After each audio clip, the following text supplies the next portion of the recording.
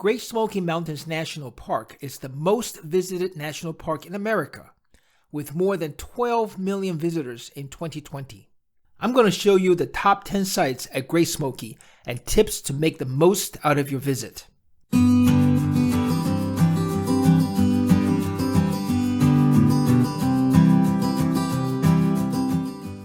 There is a good reason why this is the most visited national park in America.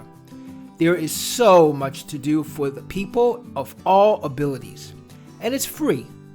The result of an agreement when Tennessee and North Carolina deeded the land to the National Park Service.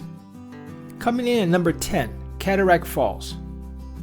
So after about a half a mile walk from the Sugar Land Visitor Center, you see Cataract Falls right behind me. It's a little bit trickle over water, not bad for a half a mile walk. It's probably worth the time it takes to get here and back. It's a pretty easy flat walk. And number 9 is a Roaring Fork Motor Nature Drive. This is a 5.5 mile one-way loop in the Roaring Fork area with its namesake creek near Gatlinburg. The drive snakes through beautiful forest. Trailhead for a couple of popular trails are along this drive, one of which we will cover later. Well, it is beautiful. It can be maddeningly slow on a crowded day. The road is narrow and there are only a few places where cars can pull over and let others pass, if they let you pass. We had some slow folks in front of us and it took us 3 hours to complete the loop on a fall morning. Be prepared to spend lots of time in the car on this loop if it's crowded. The Deep Creek area comes in at number 8. This area is on the eastern side of the park, near the North Carolina town of Bryson City. The Deep Creek Waterfall Loop is an easy 2.4 mile loop with 3 beautiful waterfalls. They are the Juniwak Falls, Tom Branch Falls, and Indian Creek Falls. It doesn't take a lot of work to see 3 falls, we're very well worth the effort. I've seen people tubing on Deep Creek with commercial outfitters nearby, but the NPS discourages swimming due to numerous accidents and drownings. At number 7 is the Okalofuti area, with the Mountain Farm Museum, the River Trail, and the nearby Mingo's Mill. There's a few elks here, right in the woods by the trail. You can hear the elks. Well, maybe it's the end of our hike because don't want to be crossing too close to them. We probably saw at least a half a dozen, if not more, elks. They were bugling, calling each other. It's mating season for the elk. I don't think there's such a thing as elks. It's an elk. Well, that's it, elk. No, before first you said you saw a dozen elks. Oh, okay. Elk. So we saw a dozen elk. They were bugling at each other. You can hear in the background. Yep. This is an old farm as part of the exhibit. The Great Smoky Mountain National Park had people living here before the park was established, so they do have these homesteads here. That's been here for a long time, before the national park. Just down the road from the Okalofuti Visitor Center is Mingo's Mill. It is still operational as a mill. If you want to take it home as a souvenir, they do sell the cornmeal that is produced at this mill. We tried it. It's nothing special, but it's a good souvenir. Number 6 is the Sinks. The Sinks is a little waterfall, but it is quite powerful here. And it's one of the top sites because it's very easy to get to. Just right off the road, you can come over a park and walk maybe 30 yards and be able to get a grand view just like this. Coming in at number 5 is Cades Cove.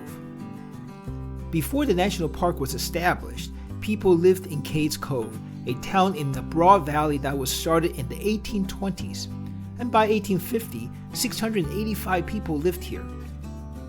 Cades Cove is at the end of Lower Creek Road, where the road becomes one-way loop for 11 miles. At the far end of the loop is the Cades Cove Visitor Center, the grist mill, and a number of historical community buildings.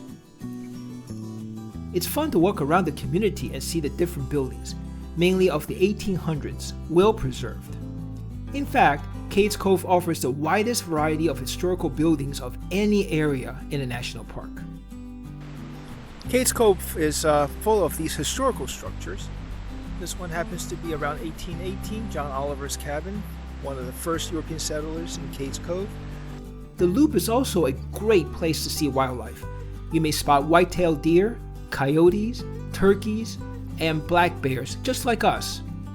Cades Cove is a beautiful valley with many historical buildings. It is interesting to visit, but you need to invest time to visit, especially during the busy season. The slow movement on Cades Cove Road and the time it takes to reach it mean it takes half a day to visit. There are a couple of shortcuts on Cades Cove Loop Road if you get frustrated waiting for the traffic to move, but you will miss the town and most of the buildings. During the summer, the National Park Service is piloting vehicle-free days on Wednesdays. The loop is great for bicycles. Clingmans Dome is at number 4. At 6,643 feet, it is the highest point in the park and the highest point in Tennessee. It is the third highest point east of the Mississippi, with only Mount Mitchell and Mount Craig, both in the Mount Mitchell State Park, being higher. I have a video for Mount Mitchell State Park. It's in the description box below. The 7-mile Clingmans Dome Road branches off the Newfound Gap Road. There is a very nice observation tower at the end of the road, with spectacular 360-degree view of the mountains, when the weather is good. The half-mile trail from the parking lot to the observation tower is wide and paved, but steep. Expect to get winded as you walk up the trail. On a clear day, the view is well worth the hike. Due to the elevation, it is often in the clouds, which was the case when we visited in October. Make sure you're dressing layers, because the summit can be 20 degrees cooler than the lowlands nearby. While the observation tower is open year-round, the road leading to it is closed from December to March. Getting into the top 3 is the Alum Cave Trail. The Alum Cave Trail starts out with a path right next to the creek. You can hear the constant water, and the stream is flowing pretty fast. And it's a very pretty site with lots of rhododendrons, and it's just really beautiful under the canopy. You can see that it's running right next to the creek, and you guys basically see this all the way around.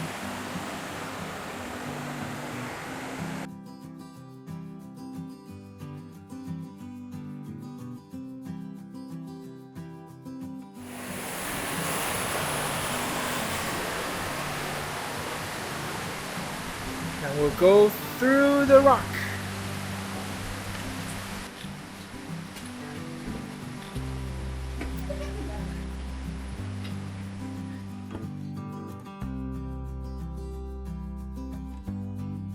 And number 2 is the Grotto Falls Trail. It's a 3-mile round trip. The trailhead is on the Roaring Fork Motor Nature Trail. Try to get there early because the parking lot is small, and if you go too late, say after 9 a.m., you will have to fight the slow-moving traffic on the motor trail. Grotto Falls.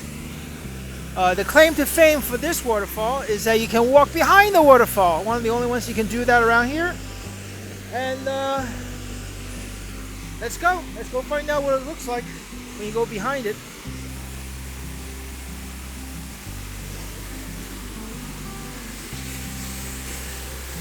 Gotta be careful because it can be a little slippery. This is what it looks like from the other side of the waterfall. The waterfall is beautiful with lots of moss. It truly feels like a grotto. It is well worth the time to hike this trail. We finally made it, the top attraction at Great Smoky Mountains National Park. It is Laura Falls. It is only 3.5 miles from Sugarland's Visitor Center and a great all-around hike that leads to a beautiful 80-foot waterfall with modest effort. There is a very good reason why Laura Falls Trail is the most popular trail in the Great Smokies Mountains National Park. It is a fairly short 2.5-mile round trip, and it is actually paved most of the way. And the reward that you get at the end with Laura Falls, it's very much worth the hike. The Laurel Falls is a two-tier fall with lots of water flow, with a bridge that overlooks the fall right then and there, so you get a beautiful view of the waterfall. And just about all of the trail is paved, so that you don't have to worry about steps or anything like that. It's a little bit uneven here in places, but it is nonetheless very easy to walk on. So you got to get there early, and typically if you get here after 9 o'clock, you're not going to find a parking space. It is so popular that in the summer of 2021, the National Park Service instituted a reservation system for the parking spots. But if you're in the Great Smokies, this is absolutely a must-do trail. Get here early so you don't get disappointed. Well worth it.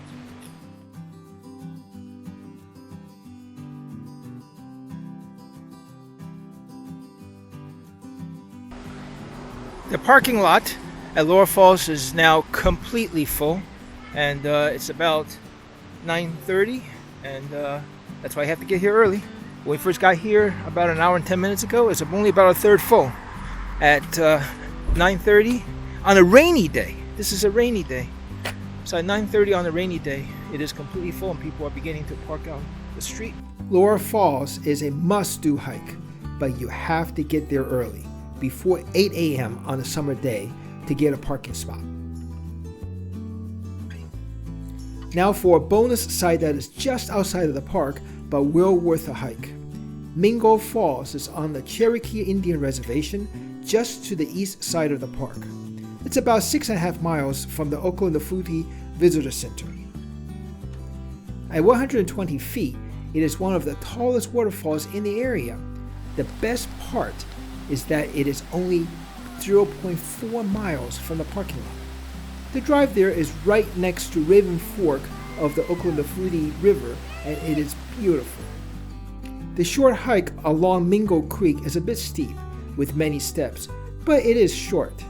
There is a bridge that crosses the creek at the waterfall that provides an excellent view. The streams at Great Smoky Mountains are all very pretty, and there are lots of them, some by the side of the road and some by the side of the trail.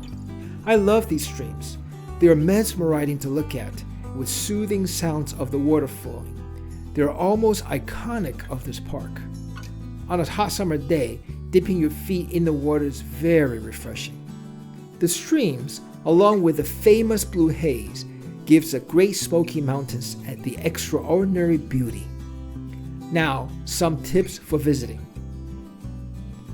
You have to keep in mind that the Great Smoky Mountains National Park is the most visited national park in America. While it is relatively large, but there are only 2 major roads and a spur to Clingmans Dome you can drive on with any vehicle. This results in a concentration of cars in those areas, so be prepared to deal with some traffic, especially during the peak summer season. Avoid the peak summer season if you can. The weather is generally mild, especially in lower elevations, making the park accessible year-round. The road to Clingmans Dome, however, is closed during the winter months. The best way to visit Cades Cove is on a bicycle.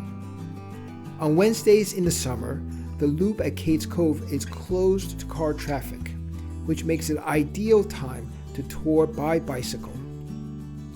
If you tour Cades Cove by car, be prepared to spend 2 hours just driving the 11-mile loop part of the road, not counting the time it takes to get there.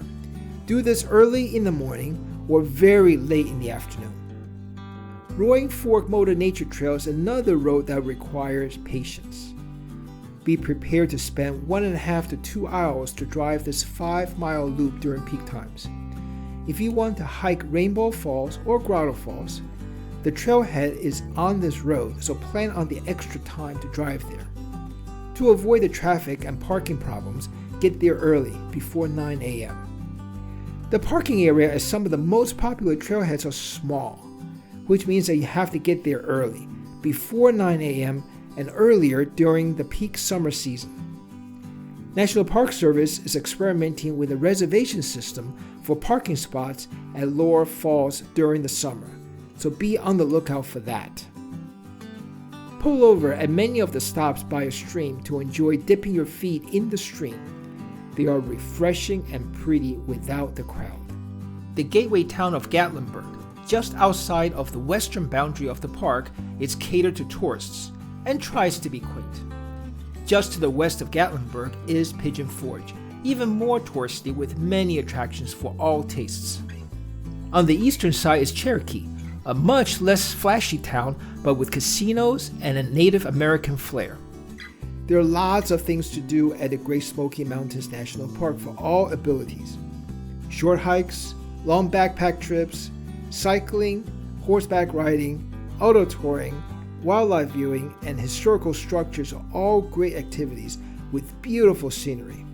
It is well worth spending a few days to a week here. We are on our way to visit all the national parks in the United States. Follow along by hitting the subscribe button below. Hit the notification bell so you know when a new video is released. Give it a thumbs up if you like this video, and please share it with everybody that you know.